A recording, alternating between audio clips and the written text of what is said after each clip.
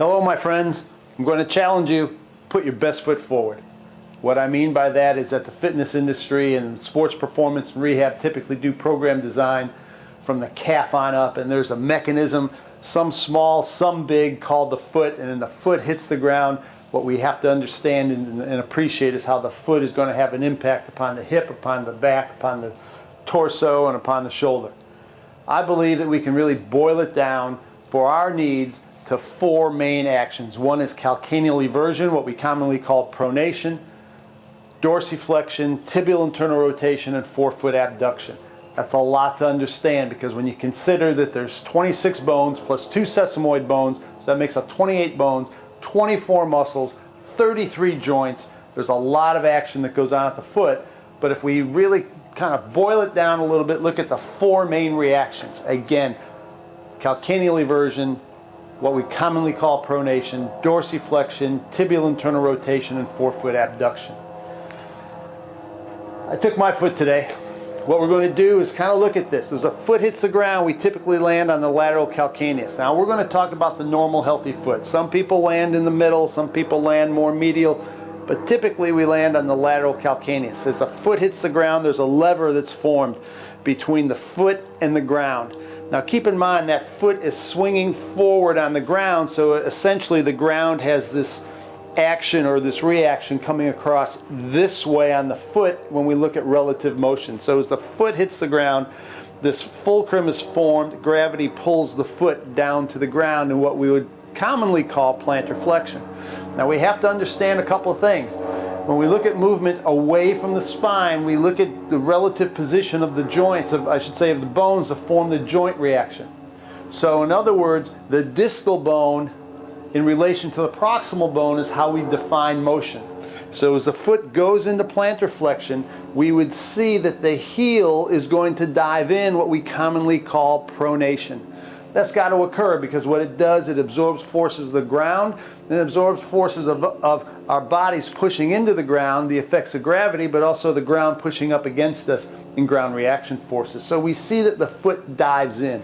Now, as it goes this way, when we look at the distal portion, as the foot dives in, I'm not changing any action what's going on at the tibia, but as the foot dives in and we go through calcaneal eversion, if you look at it from the side, from the rear view here, it goes this way.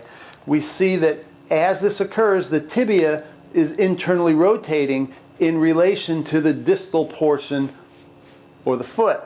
So as the foot goes in, the tibia internally rotates. We need to have that occur. Likewise, as now the foot's firmly on the ground, the foot has flattened out to absorb forces, it becomes this shock absorber. Now our body, our hip moves over the foot, and we see that the tibia goes over the foot. Now we have this relative position of dorsiflexion. Typically in our business, we look at dorsiflexion of the foot coming up towards the tibia that shortens the angle. But at the same time, if we look at it the other way, the tibia coming over the foot as the foot is planted on the ground, there's a totally different reaction that's occurring. So that's reaction number 2. Forefoot, calcaneal eversion, dorsiflexion, and reflexively, tibial internal rotation is going to occur. So there's action number 3. When we look at this position, you now see that the foot has turned somewhat outward as it flattens out as we go through pronation. The reaction to that is that the heel and the calcaneus, the rear foot is firmly on the ground, has gone through, now we're going to put it this way, has gone through this pronation or calcaneal eversion. But if you look at the forefoot, that's looking at the metatarsal bones, the long bones, and the phalanges, the toes. As the heel goes this way, you see the relative position of the foot goes lateral or abduct. So we have to look at forefoot abduction. That's the 4th component. Let's do a quick review. The foot hits the ground. The foot goes into relative plantar flexion, but what's taking us there is gravity. As the foot hits the ground, we go through calcaneal eversion. The foot flattens out.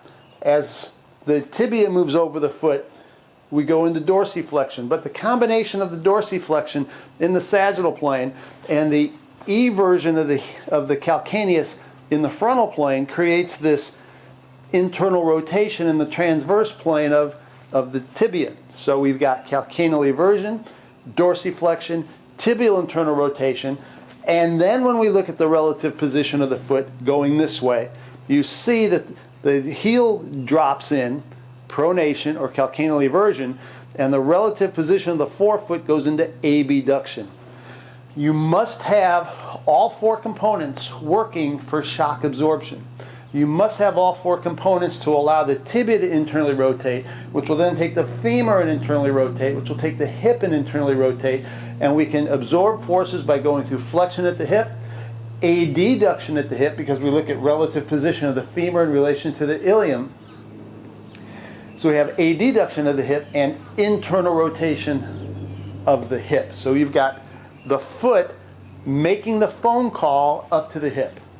If any one of these four components, any one of the calcaneal eversion, dorsiflexion, tibial internal rotation, or forefoot abduction get limited in motion, or what I commonly call gunked up, the entire mechanism up the chain will become gunked up. So start to appreciate the foot reaction of how it's going to impact the hip and how it's going to really set up the body, the hip, the low back, the torso, the shoulder to become successful. If we see some abnormal movement, if you see a high arch foot that doesn't allow any of those reactions, or you see a flat foot that's already there and doesn't allow a whole lot of motion there, we're probably going to see some compensations up the chain. Very important, very misunderstood. When you think of the 33 joints in the foot, there's a lot that goes on.